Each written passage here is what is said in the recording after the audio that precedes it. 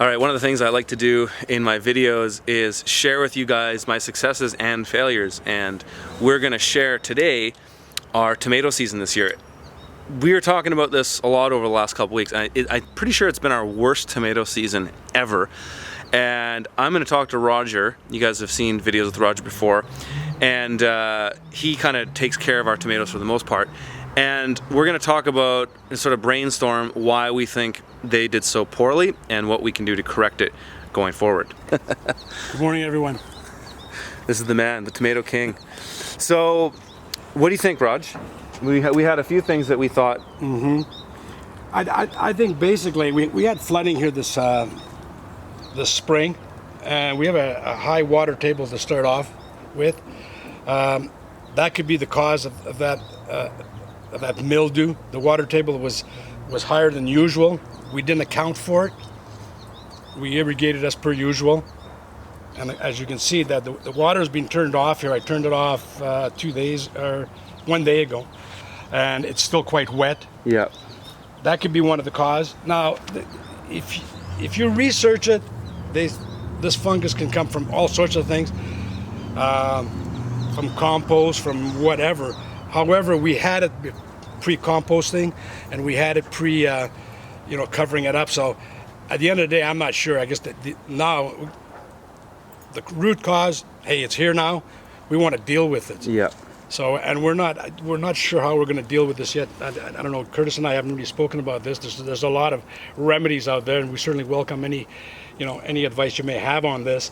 So we're gonna, we'll talk about this a little more and see what we want to do about this. It seems to be confined just to these 2 rows. It's not. It hasn't moved over here, these other beds, and it's certainly not in the other greenhouse. Right. And so, what do you think about the density we did this year? Because we were just talking before we were on the camera about 2 years ago was actually our best tomato season. We had an unbelievable amount. I think we did 10,000 in revenue or something like that. Yes. From tomatoes, and we had a way lower density then. So maybe this high density isn't really working out for us. We're definitely going to rethink where we've gone with this. I mean, we've done it this tight, and personally, I've done it this tight. But for commercial purposes, let's forget that. It makes it awkward too for harvesting. Yeah, there's the manpower issue. Yeah. Exactly, for pruning. Yeah. So, in this instance here, we had 2 rows here also, and this one here, and 2 rows over here.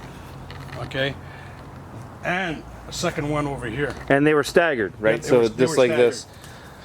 That, again, I'm not sure that's the root cause of the fungus we have, but going forward, we're certainly not going to put double rows in there. It might be a cumulative of Yeah. things, it's a combination of things that we did. Well, one of the issues that I've read was again, the overcrowding can lead to extra moisture. It's just they just don't dry out enough. Yeah. Again, hey, who knows? Yeah. Another thing that we're not going to do next year is we're not going to interplant.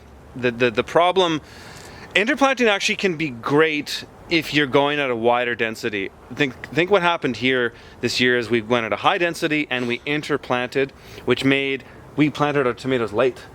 Right? Yes, they were too tall. That's one thing we realized. Back is up on that.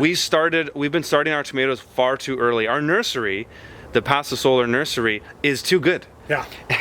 And we was it at the hothouse. We started those January, like first week of January. Yeah. That we could have started those 3 weeks later and had more or less the same results. We had to put them in the ground by the end of February, which was way too early. Yeah. And I had to pay to heat that greenhouse, Yeah. which wasn't economical. Next year that one going again would probably be in March. Yeah. At the earliest. And then what did you think about when we started these ones here? Because these were started. Was it the 2nd or 3rd week of February? These Those were the usual. Well, they were sort of the latter part of February, which was the normal, but they went into the ground probably 3 weeks to 4 weeks late. And interestingly enough, I started my own personal one at the same time, and when I saw they were bolting in the nursery, which is just crazy, I pulled mine out of there and brought it into my greenhouse and sort of stopped them. Whereas the ones we planted in here, we just let them go. And we did take them out at one point, but by then they were just too tall. Yeah, and too stressed. Yeah, you don't want them. You don't want them that tall. Yeah, you got to dig the holes too deep also. That's right. So next year we're going to key on maximum 12 inches. Yeah. By the time they reach about this height, and then we'll plant them a good 6 inches down, so they'll be about this tall. They'll look like seedlings. Yeah. When we put them in the ground, and I'm sure Curtis will track that. For sure. We'll show you how. But again, yeah, we're starting them too early, too dense. Too high dense. water table. Yeah. Take your pick. Yeah, and so that's they went in too late because we were waiting for these interplanted crops to come out. That was part of the problem with much of this greenhouse that we're looking at here. So that's one thing we're going to do next year. There's going to be overwintered crops going in here relatively soon. I guess that's the one advantage we have of getting these out now. Well, they're not producing very much, so we might as well get them out. And we'll have overwintered crops in here. But we're not going to put tomatoes in here until those overwintered crops come out next year. So I expect those should be out by mid-April. Have a little bit of time to prep those beds and then get the tomatoes in. Anything else you want to add? Not really. Well, I guess we'll test the theory about having to move tomatoes around from year to year when diseases occur and lack of nutrients. The nutrient part of it, I think we've talked about this before. We put a lot of them in there, so I think we're building it up and we replenish all of that. The disease, well, hey, we shall see. We'll see. Yeah. All right, guys. Hope you found that helpful. Talk to you later.